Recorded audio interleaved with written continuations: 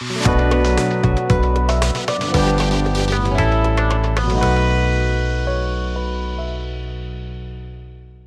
पेशंटला grade 4 baldness होती.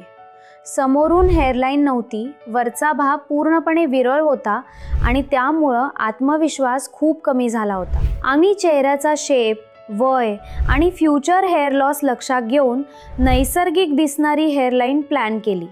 ट्रान्सप्लांटसाठी फक्त 3800 ग्राफ्स वापरले आणि योग्य अँगल, योग्य डेन्सिटी आणि प्रिसाइज टेक्निकसह आम्ही कव्हरेज दिलं. हा आहे 6 महिन्यानंतरचा रिझल्ट. समोरून चांगली डेन्सिटी, संपूर्ण लुकमध्ये खूप मोठा बदल.